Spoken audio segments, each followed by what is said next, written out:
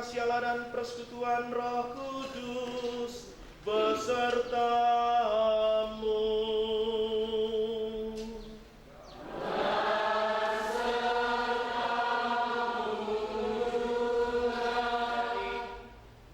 Kita berkumpul di sini untuk merayakan upacara sakramen pernikahan dari saudara Lasder Sinaga dan saudari Elis Rohani Clara Sihombing. Ada sebuah ungkapan, asam di gunung, garam di laut, atau dibalik, garam di laut, asam di gunung, bertemu di Balangan. Mereka berdua, kalau tidak salah, Lasder Sinaga dari Paliwi, kurang lebih hanya ratusan meter dari gereja Paliwi, gereja Katolik. Sementara Elis Rohani Clara Sihombing, putri dari Bapak Sihombing ini, naik ke atas terus. Kalau tidak salah dari Batu Jagat, itulah nenek moyangnya. Tapi masih paroki Paliwi. Mereka bertemu di Rantau Prapat. Dan hari ini mereka ada di Rantau Prapat. Jadi saya yakin hari ini Paliwi itu kosong penduduknya. Karena hari ini juga marga Sihombing datang ke sini, marga Sinaga datang ke sini.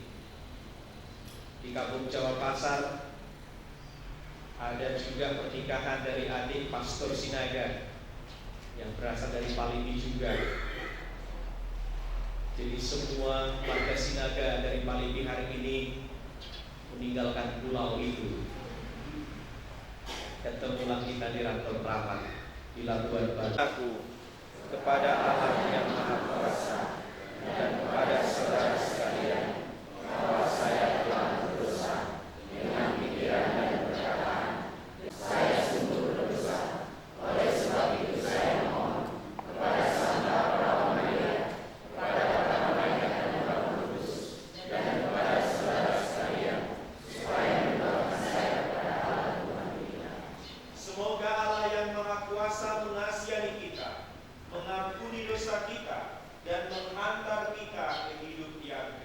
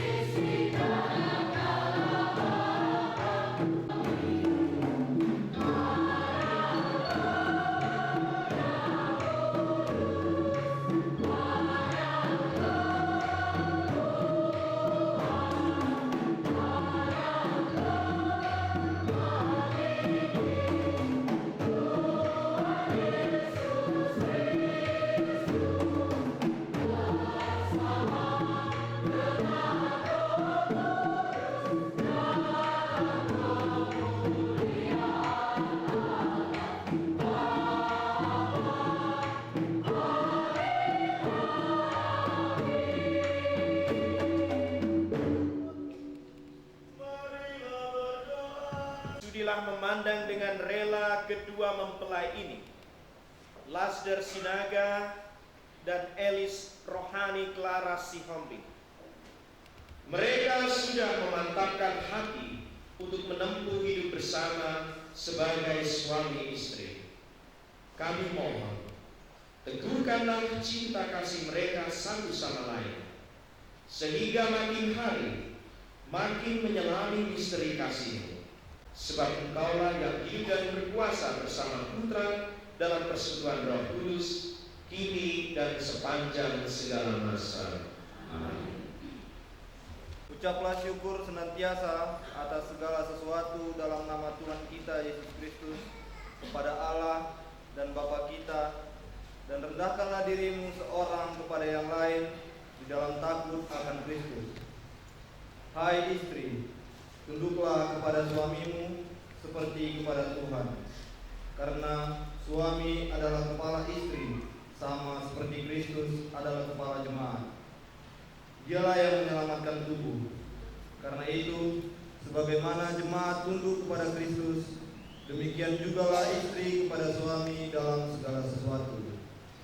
Hai suami, kasihilah istrimu sebagaimana Kristus telah mengasihi jemaat dan telah menyerahkan dirinya baginya untuk menguduskannya, sesudah ia menyucikannya dengan memandikannya dengan air dan firman, supaya dengan demikian ia menempatkan jemaat di hadapan dirinya dengan cemerlang tanpa cacat atau kerut atau yang serupa itu, tetapi supaya jemaat kudus dan tidak bercela. Demikian juga suami harus mengasihi istrinya sama seperti tubuhnya sendiri. Siapa yang mengasihi istrinya mengasihi dirinya sendiri. Sebab tidak pernah orang membenci tubuhnya sendiri, tetapi mengasuhnya dan merawatinya, sama seperti Kristus terhadap jemaat, karena kita adalah anggota tubuhnya. Sebab itu, laki-laki akan meninggalkan ayahnya dan ibunya dan bersatu dengan istrinya, sehingga keduanya itu menjadi satu daging. Rahasia ini besar, tetapi yang aku maksudkan ialah hubungan Kristus dan jemaat. Bagaimanapun juga bagi kamu masing-masing berlaku, kasihilah istrimu seperti dirimu sendiri, dan istri hendaklah menghormati suaminya. Demikianlah sabda Tuhan. Nomor 841 841.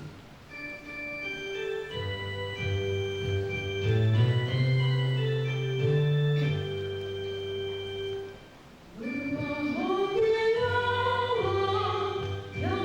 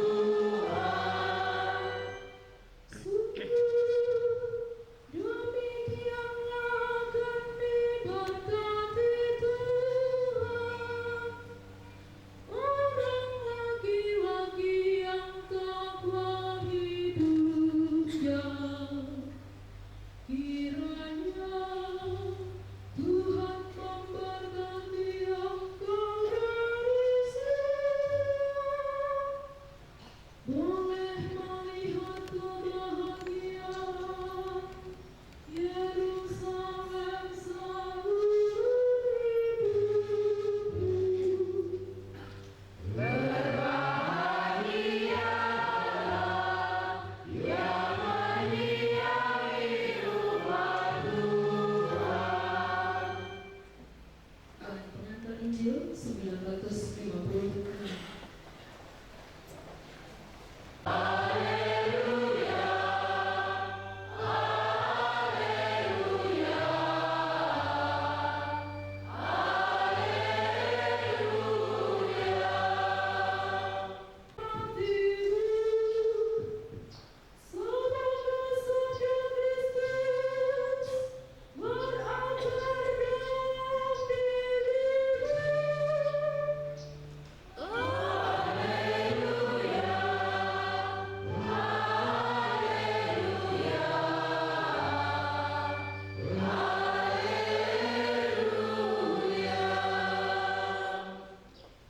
Tuhan sertamu.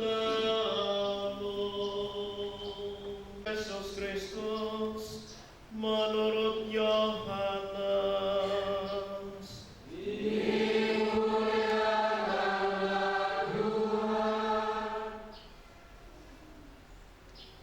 Pada hari ketiga ada perkawinan di Kana yang di Galilea, dan ibu Yesus ada di situ.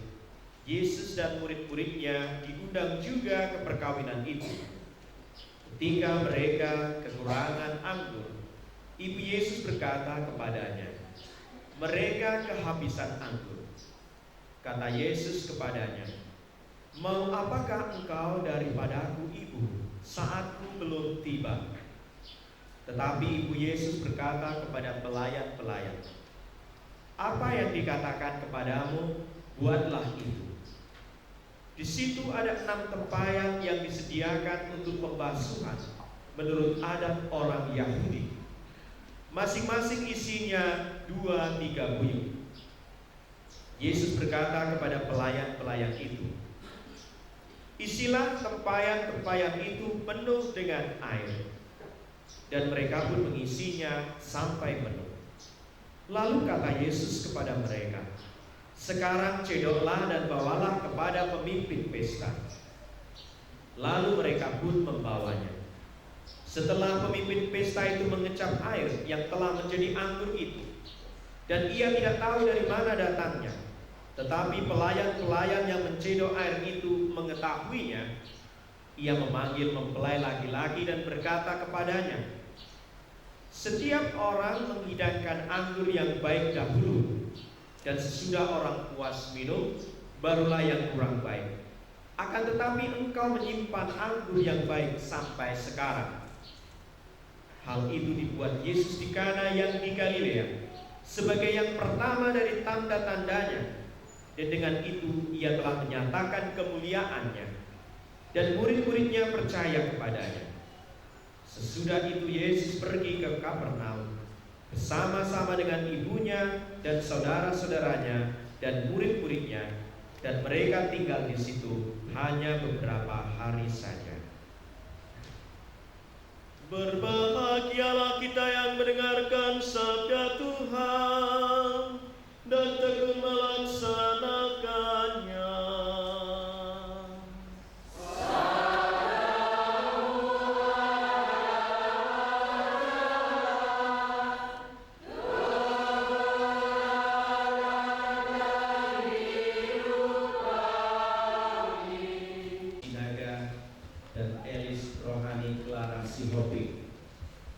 Ketika saya menerima teks misa yang dipersiapkan oleh kedua mempelai ini, dan saya mulai membukanya, boleh juga dibuka yang mulia, langsung mata saya tertuju pada halaman pertama ini. Rupanya di situ, di halaman pertama, langsung tertulis di situ, janji Lasder Sinada. Baru ditulislah di situ, di hadapan Allah, imam, saksi, orang tua kami, dan segenap umat Allah yang hadir di sini, dan sebagainya. Dan kalau dilihat